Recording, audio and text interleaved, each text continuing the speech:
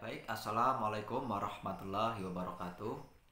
Senang sekali kita bisa berjumpa kembali pada pembelajaran di bab yang keempat ya. Karena kemarin kita sudah membahas bab yang ketiga dan sudah mengadakan ulangan harian. Maka pada kesempatan kali ini kita akan mulai bab yang baru, yaitu bab yang keempat ya. Di bab yang keempat ini kita akan membahas tentang babnya itu, ranahnya itu ke ibadah ya. Jadi kalau di kelas 4 dulu kita belajar tentang sholat, ini di kelas 5 kita akan belajar tentang puasa ya, ibadah puasa. Tentu yang dimaksud puasa di sini adalah puasa yang fardu ya, atau puasa wajib yang biasa kita laksanakan setiap bulan suci Ramadan ya. Nah, sebelumnya karena ini pertemuan yang pertama, Pak Imam tidak akan langsung masuk ke materi pembelajaran secara keseluruhan ya, tetapi ke pengenalan terlebih dahulu. Apa saja sih yang akan kita bahas pada pertemuan pada bab yang keempat ini ya. Jadi tentang puasa itu pertama yang akan kita bahas adalah dasar hukumnya, kemudian ada syarat-syaratnya. Syarat-syarat puasa itu ada syarat sah puasa, ada syarat wajib puasa ya. Kemudian ada rukun puasa, ada juga hal-hal yang membatalkan puasa, dan hal-hal yang merusak pahala puasa ya. Jadi beberapa bab itu, beberapa materi itu yang akan kita bahas pada bab yang keempat ini. Nanti mungkin akan banyak hafalannya, ngapalin apa syarat wajib apa saja, kemudian ada syarat sahnya itu apa saja, pengertiannya nanti kita akan bahas satu persatu ya. Nah, karena ini pertemuan yang pertama ya, jadi Pak Imam akan lebih jelaskan dulu tentang puasa ya. Puasa itu tentu kalian sudah tidak asing lagi tentang apa itu puasa, tentu sudah tidak asing lagi karena Pak Imam yakin kalian juga sudah pernah melaksanakannya ya. Nah, cuman mungkin ada beberapa hal yang kalian belum sempat ketahui tentang puasa ya. Jadi puasa itu ibadah yang luar biasa. Kenapa Pak Imam katakan luar biasa? Karena hampir gak cuma di agama Islam, bahkan di agama yang lain pun juga mengajarkan puasa ini ya. Karena di dalam Al-Quran juga dijelaskan ya, ya ayyuhalladzina amanu kutiba alaikumussyam kama kutiba alal ladzina min qablikum la'allakum tattaqun.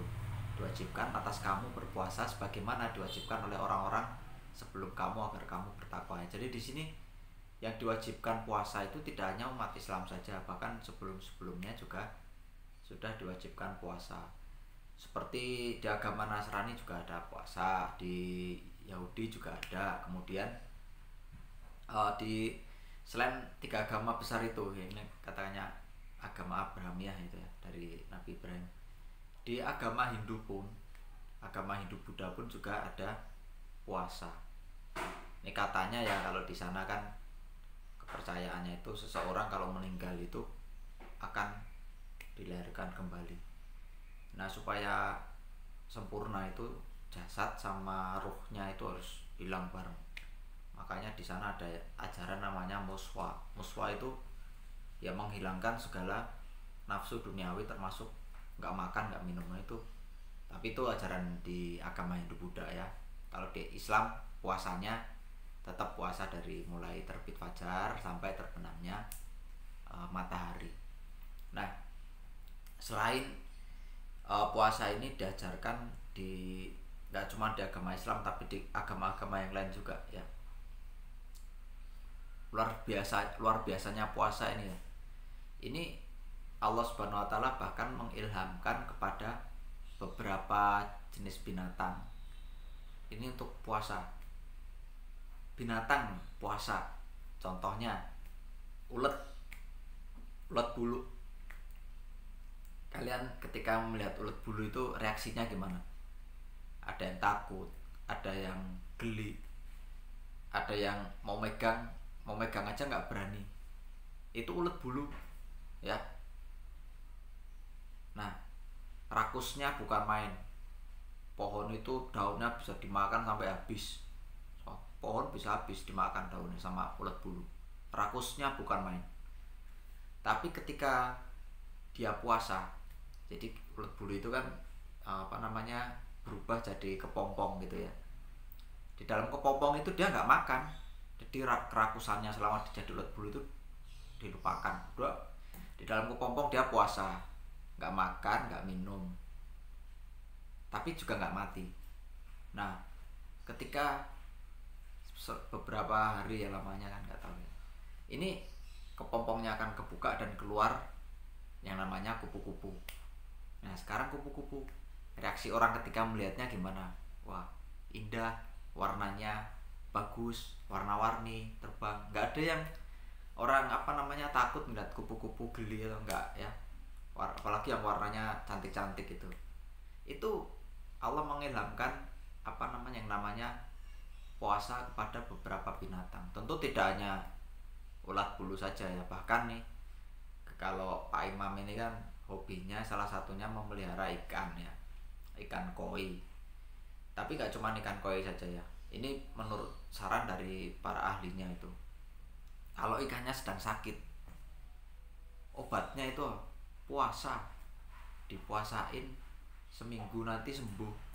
Aneh ya, tapi memang itu obatnya kata orang-orang. Dan Pak Imam juga udah buktiin, ketika ikannya Pak Imam sakit, taruh di akuarium tuh, kasih kasih kan, diangkat dari kolam masukin ke akuarium, dikasih heater sama aerator itu, dan dipuasain, nggak dikasih makan.